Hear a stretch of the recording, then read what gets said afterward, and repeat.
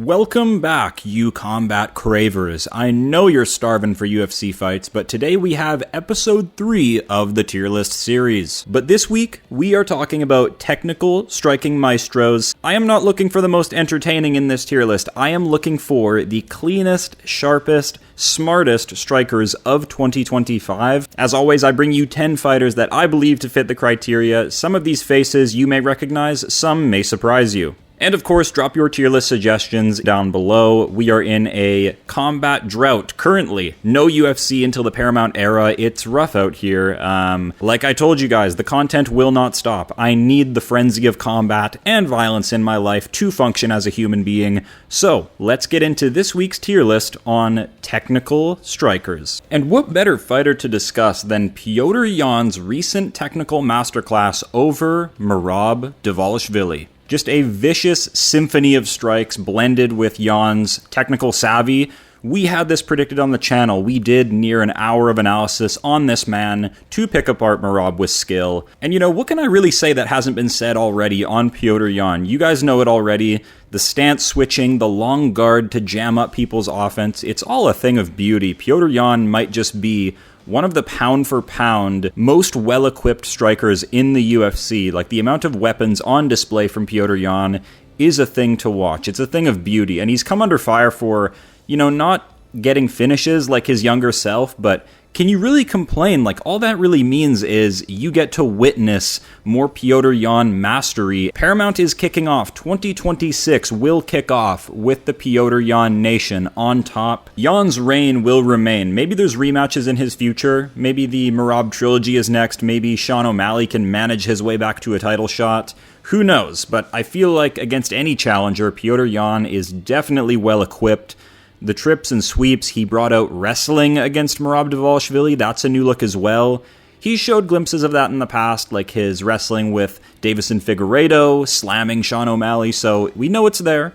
But Petr Yan, for the most part, is one of the more highly decorated strikers in UFC history. The boxing, the Muay Thai, it's all so beautiful from Yan, so he is going S tier. Now, up next will be a rather controversial figure. We are discussing Ian Garry in the 2025 Technique tier list. Because of his surgical ass-whooping he put on Belal Muhammad, were there some eye pokes in there? Yes, Ian Garry is very awkward and crafty in there. I mean, even against Carlos Prates, really slimed it up with these creative BJJ entries to avoid getting sparked unconscious, and actually managed to outstrike Carlos Prates as the fight went on. Ian Garry really has a lot of tools in his toolkit. The evasive footwork, he has a tiny head, he's hard to hit clean. I think Ian Garry is actually more of a striking puzzle than, let's say, an MVP, because Ian Garry is highly intelligent and is looking to win the fight, not looking to please the crowd necessarily. He will dissect you with leg kicks, he will play with you on the feet and pull you into counter shots. Ian Garry is... His frame also helps as well. He's one of the taller welterweights, very long legs, tiny head, like just a freak. A real awkward freak to deal with in and out of the cage.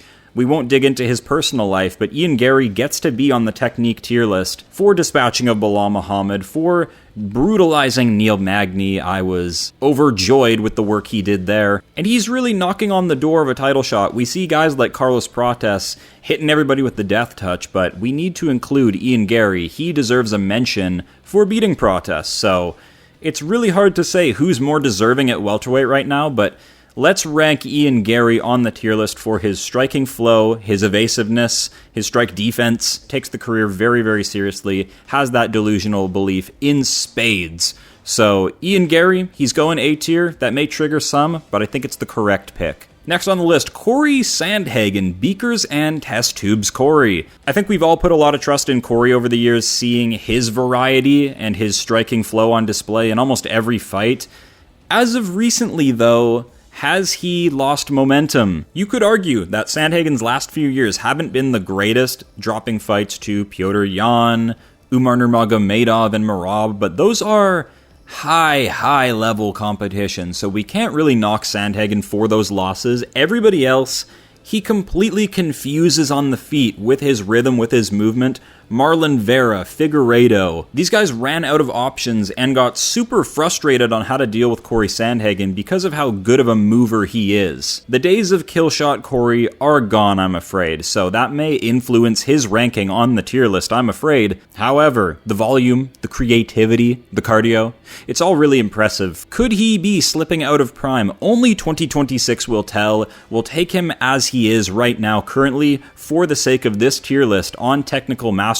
So he's going A tier because we know he's got the goods. An untouchable karate specialist that actually understands the MMA mechanics. Stephen Wonderboy Thompson is just a silky smooth striker. He may not be the most efficient. He may have clear weaknesses, like the more dirty aspects of MMA, grappling and dirty boxing. He's always struggled here. He's also struggled with power as well. But he, underneath this karate influence of Stephen Wonderboy Thompson, he can get down and actually kind of go to war. Like, he has super underrated toughness, not getting finished by Tyron Woodley, and even more recently, going to war with Gabriel Bonfim and actually arguably beating him in the striking realm. Gabriel Bonfim is on a nice prospect trajectory, and Stephen Wonderboy Thompson took it to him in his 40s, so many, many good things to say about Stephen Wonderboy Thompson. As of recently, though, the record of Stephen Thompson isn't looking the best. It's heavily checkered. It is what it is. We give him a pass. He's in his 40s in the UFC. He was molested by Bilal Muhammad and Shavkat Rakhmonov. Disgusting grappler scum. But for the Stephen Wonderboy Thompson enjoyers out there, I will put him A tier on the tier list for his technical resume, his longevity in the sport, looking as good as he is at this age. Yes, he may not have rattled off a bunch of wins in 2025, but the Gabriel Bonfim performance stands on its own as a testament of his skill set. So, Stephen Wonderboy Thompson is ranking A tier, and I don't think that's controversial. I just have to sneak this next guy into the list. It's Nathaniel Wood, the king of the unanimous decision, arguably 11-1, 12-1 in the UFC. Nathaniel Wood is sort of moving into a new chapter in his MMA career. He's sort of a grizzled vet now, and he's at the point, he's one of these fighters that I don't want to see him get a finish because his striking is so crisp and so precise and technical. He can truly figure out any opponent on the feet. Power punchers like Morgan Charrier or scrappy brawlers like Jose Delgado, he will take what they have for him and come back and adjust accordingly. I love Nathaniel Wood fights.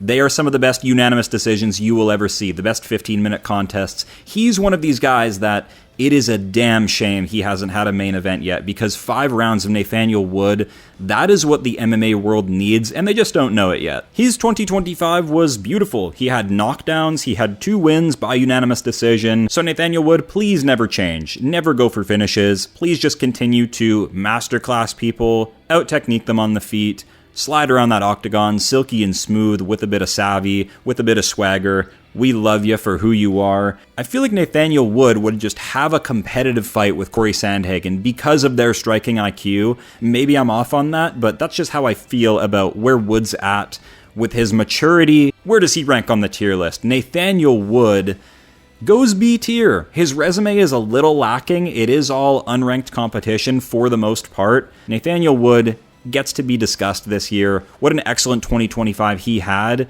Ranked competition must be next, but it probably won't be. The UFC just has a bone to pick with this guy. Now that we've just discussed some really beautiful looking styles, let's discuss the Strickland zombie walk, because look, it was able to defeat Israel Adesanya, okay? There's something about Sean Strickland's style that is just too much to handle when the time comes to face it. Spoken by none and feared by many, the Strickland zombie walk is a thing of beauty in its own way, all right. His personality outside of the cage really carries him and avoids him getting booed and trashed for this really awkward style where he looks like he's marching and sort of flailing his arms out at times. It's very unorthodox. Some really high-level deflection. Sean Strickland, after the motorcycle accident, developed titanium shins, and just this unique Philly shell has really worked wonders for him and paired nicely with his insane sparring cardio. So Sean Strickland, the style may not get the crowd on their feet, but look, this is a technique tier list. We need to put respect on some ugly styles as well. Sean Strickland's style is efficient and technical in its own way. It may not look as beautiful as a Stephen Wonderboy Thompson gliding around that octagon like he owns the damn place, but look, the zombie walk gets respect from me. Sean Strickland, jab merchant, marching towards his opponent, throwing nothing but little tippy-tappy teeps. So we'll see if he can deal with Anthony Hernandez, but I think Sean Strickland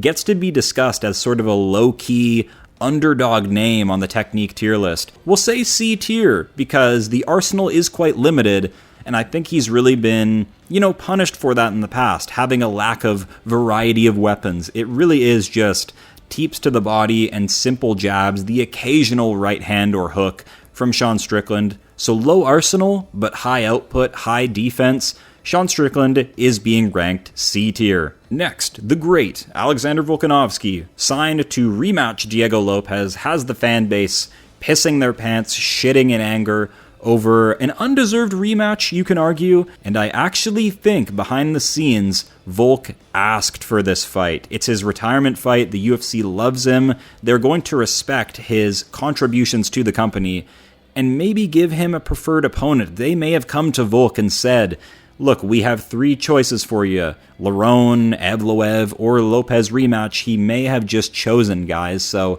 don't always think this is just the UFC throwing it across the desk.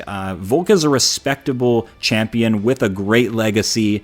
They may have let him choose this one. So anyway, the style of Volkanovski, undersized for featherweight. However, the technical ability of Volkanovski, the strength of an ox, but there's really a hidden layer of skill buried underneath all of that former rugby player brute strength that he has. A three-peat over Max Holloway, gliding around on the back foot, pulling Max into heavy counters. Volkanovski may have a loss or two to the pound-for-pound greats, but he is going S tier for his body of work. No other fighter, I think, is capable of three-peating Max Holloway or even having that close of a fight with Islam Makhachev. The resume of Volkanovski is propelling him to S tier alongside Petr Yan. I think that is the correct decision.